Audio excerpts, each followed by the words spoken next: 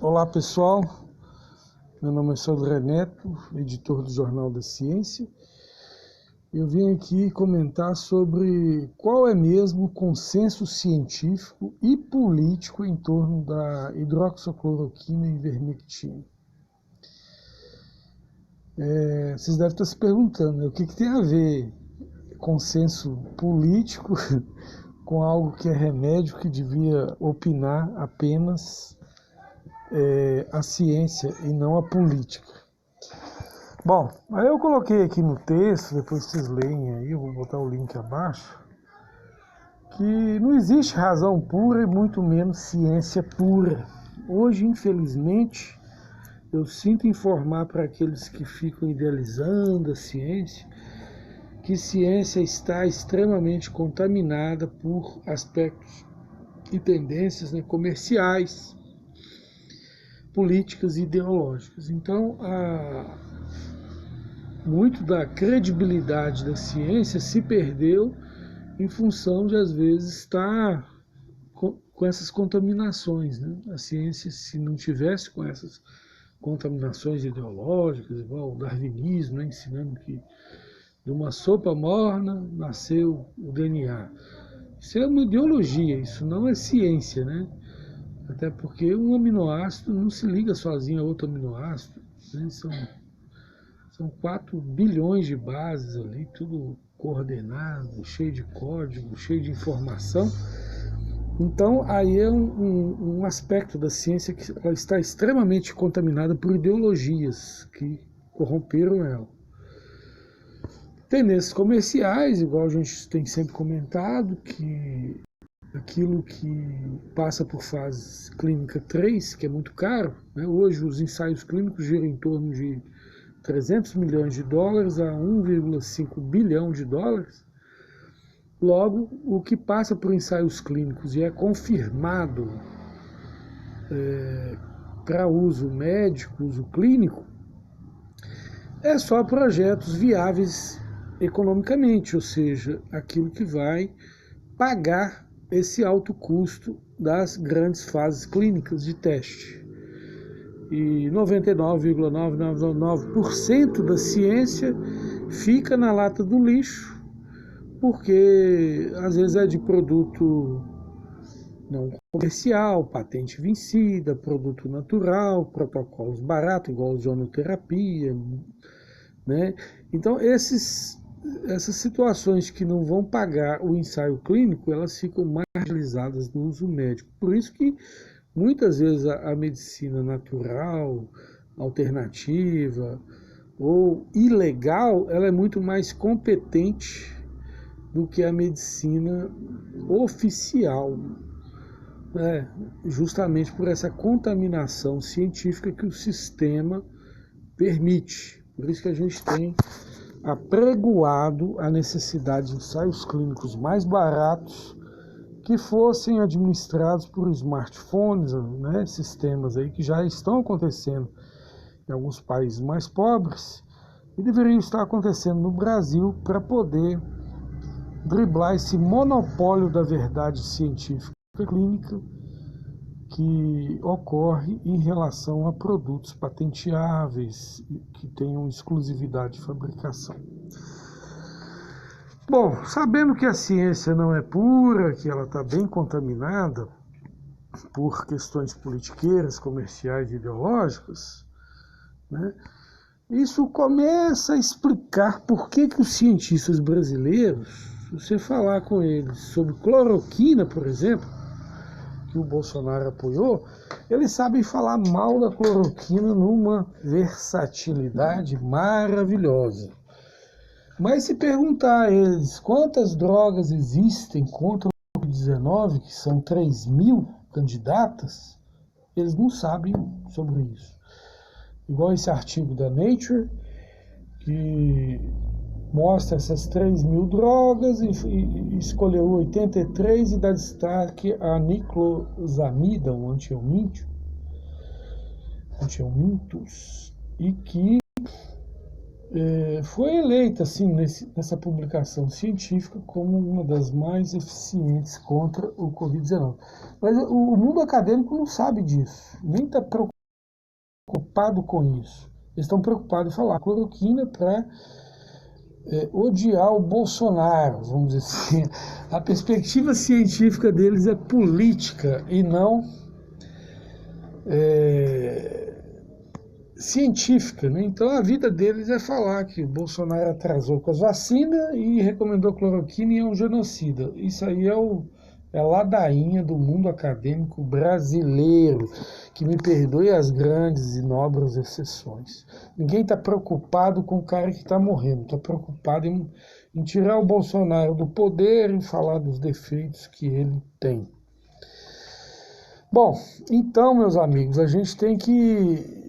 Eu achei por bem esclarecer esse vídeo aqui, mostrando por que o Bolsonaro foi eleito, né?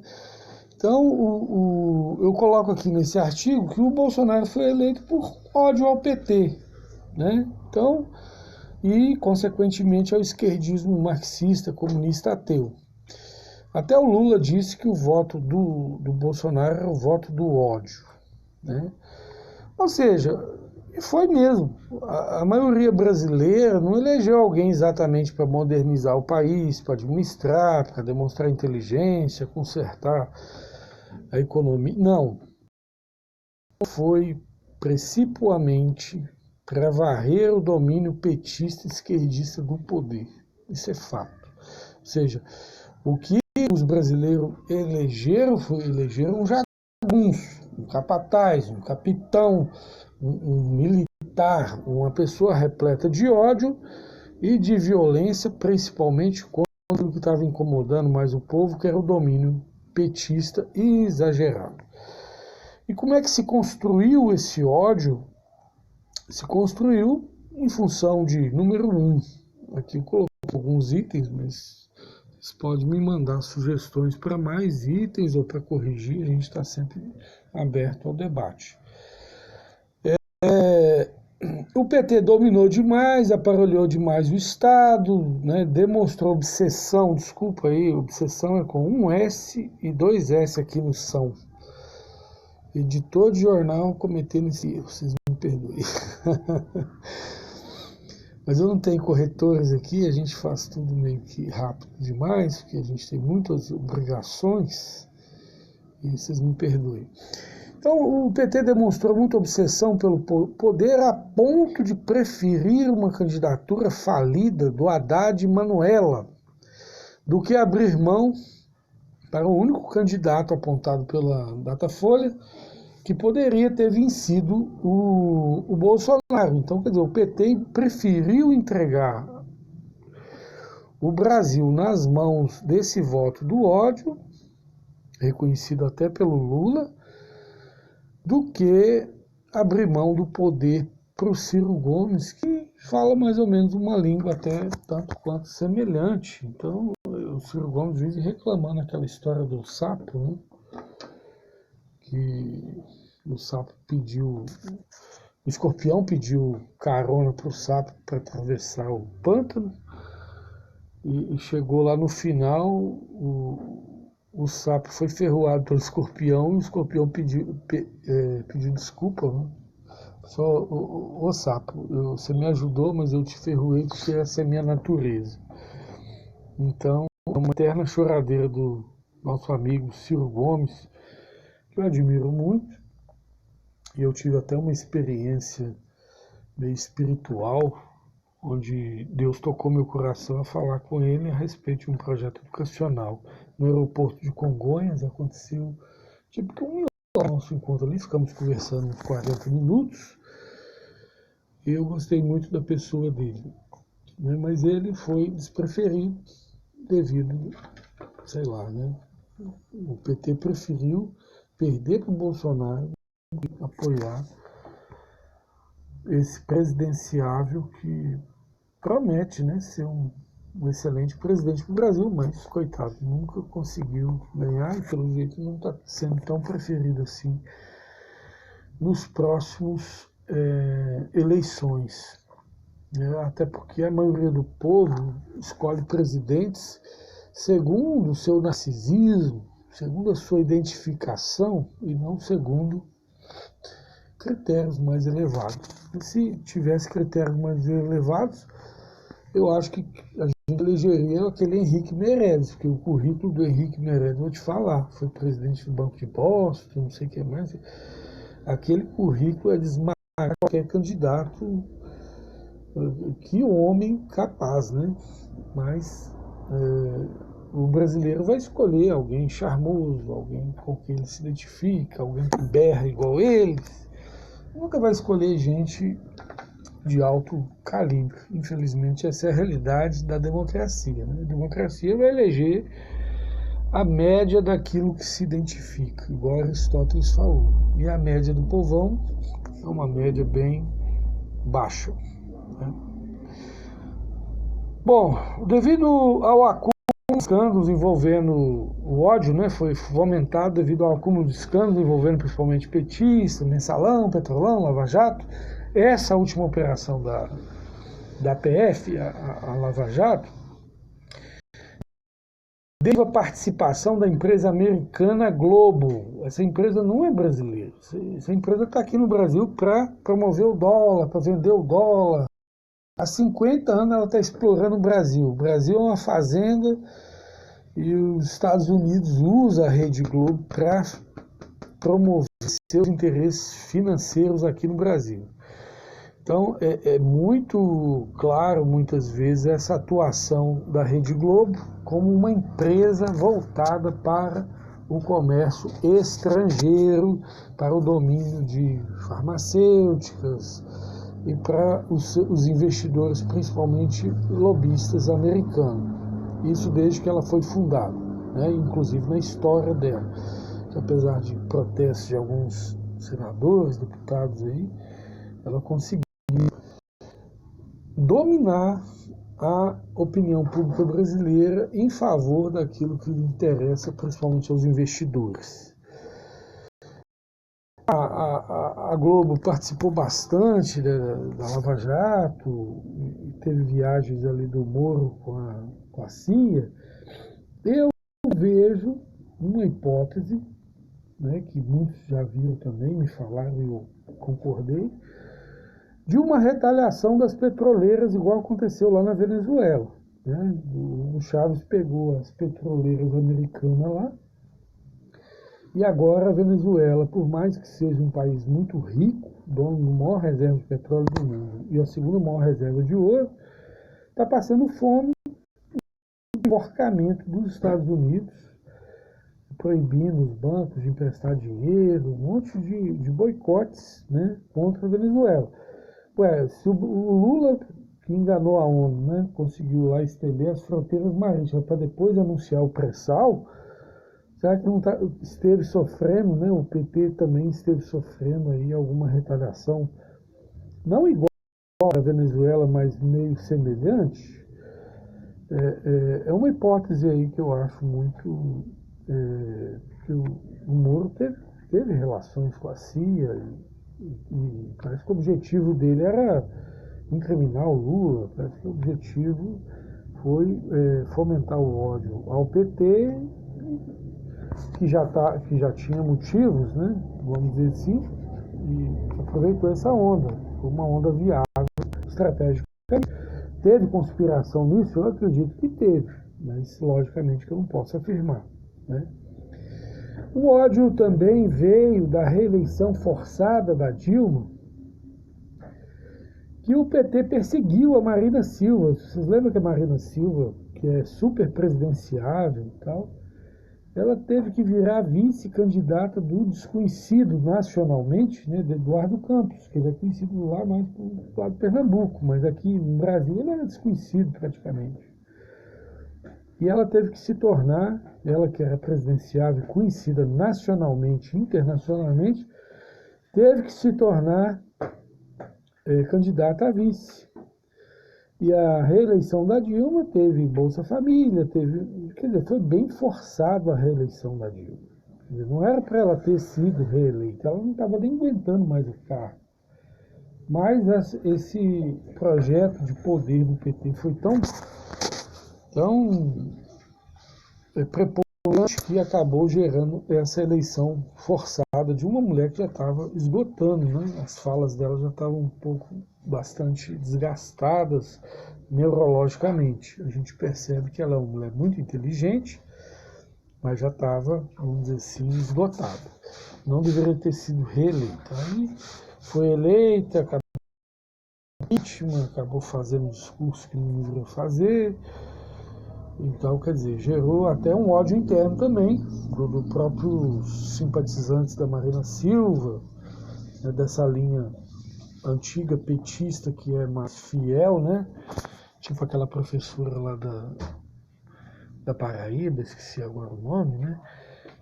É uma linha assim mais de um petismo mais honesto, vamos dizer assim, né?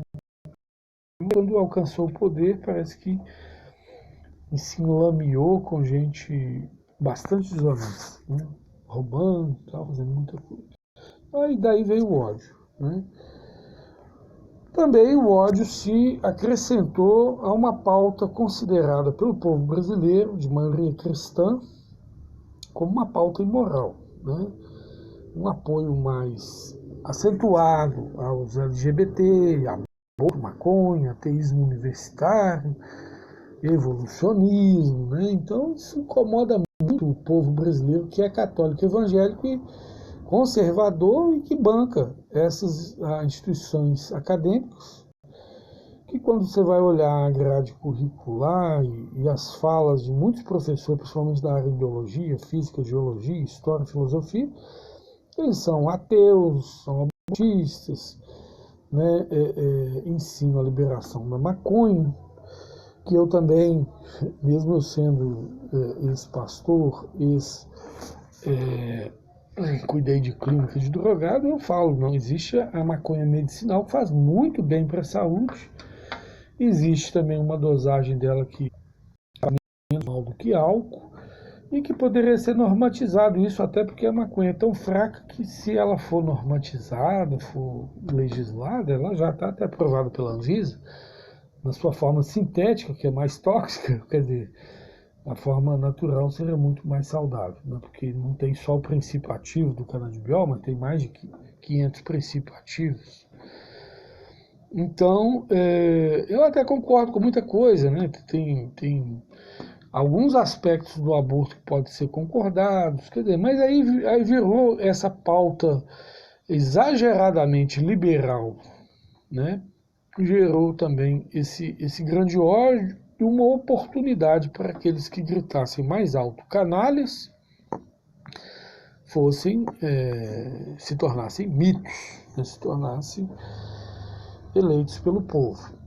Então, esse ódio brasileiro, que foi formado principalmente por atitudes erradas do PT, mais algumas atitudes erradas da direita conservadora e cristã, mais talvez essas hipóteses conspiracionistas ligadas à CIA e americana, e Rede Globo, etc. Tudo isso gerou esse grande ódio no Brasil e o Brasil ficou polarizado entre esquerda e direita e cobrou agora, diante da pandemia, um valor extremamente alto, que foi 500 mil de mortes e muito mais por vir, né? Então, a cobrança diante da pandemia gerou uma incompetência e falta de diálogo com o mundo universitário por parte do presidente eleito, que foi eleito pelo ódio, né? E ele não fala a língua acadêmica, ele está contra todo esse domínio esquerdista que inclusive está bastante presente no mundo acadêmico, e também os acadêmicos não dialogam com a realidade do presidente eleito, quer dizer, acha que o presidente devia ser intelectual, devia ser inteligente, devia ser isso e aquilo, ele não é, ele é o voto do ódio, poxa. Então, quer dizer, você vai dialogar com um pitbull, você não vai dialogar com um gentleman, entendeu? É um pitbull eleito para extirpar o PT, que o PT se tornou odioso no Brasil, né? Eu acho tudo um exagero, Lógico que eu estou analisando aqui, tentando ser o mais imparcial possível, porque eu vejo razões dos dois lados realmente. Mas a gente tem que entender a realidade, e não simplesmente sair condenando ou caindo na bobagem da polarização. Eu sou direita, você é esquerda, essas bobagens assim. Eu estou tentando fazer esse diálogo aqui para a gente poder enxergar essas realidades do outro lado também e a gente passar a dialogar com um pouco maior neutralidade possível. Então, os universitários que poderiam salvar o Brasil do Covid, como já mencionei, passaram a falar mal de cloroquina e do Bolsonaro, falar bem da vacina, que ele não comprou. Ninguém fala de fortalecimento das células NK, que são as que matam, principalmente as que matam células infectadas. Vitamina D pouco se falou, quem mais falou disso foi o Dr. Lai Ribeiro, que na minha opinião é um grande herói. Outro dia ele ligou para mim, para me agradecer por causa de um vídeo que eu fiz em defesa dele, na morte de Marcelo Rezende. Eu falei com ele, olha, você não precisa agradecer para mim não, porque o que eu fiz para Deus, porque o senhor é um servo de Deus. Eu acho que ele ficou feliz de ouvir isso, porque ele ajudou muito esse Brasil, essa máfia de médicos que impede a formação de médicos, a abertura de universidades de medicina.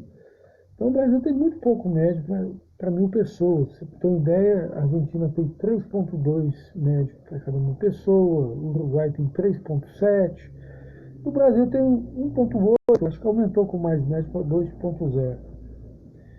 Ou seja, é uma quantidade muito pequenininha e o pior, o Brasil está concentrado os médicos tudo nas grandes capitais e nas capitais mais ricas.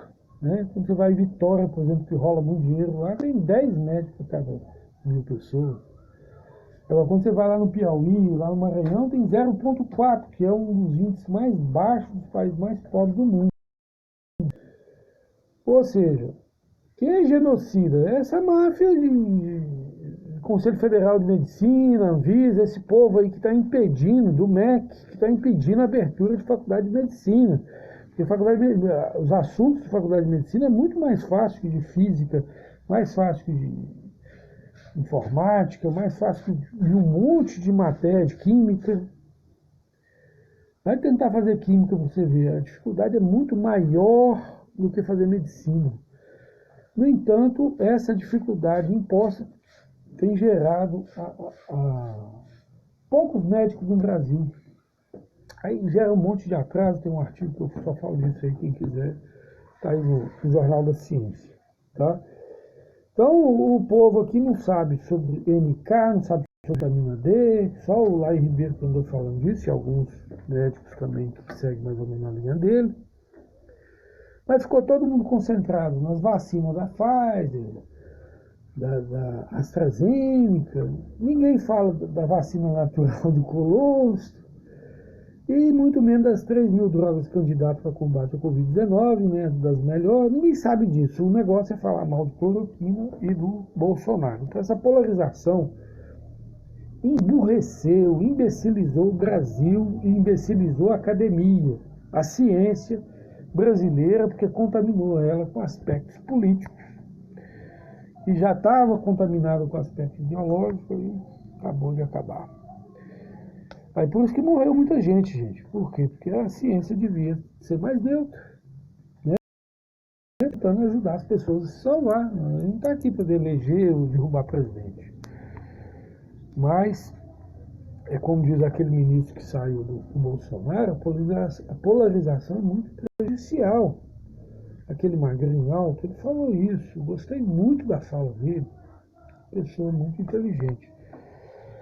Bom, ninguém deu a mínima atenção, principalmente às vacinas das codornas e galinhas infectadas, que produzem no ovo vacina e também anticorpos para combater imediatamente o vírus da Covid. Aí, eu apresento isso aqui no jornal, mandei para a OMS, estamos mandando para os cientistas, para ajudar, né, no combate ao Covid, né, e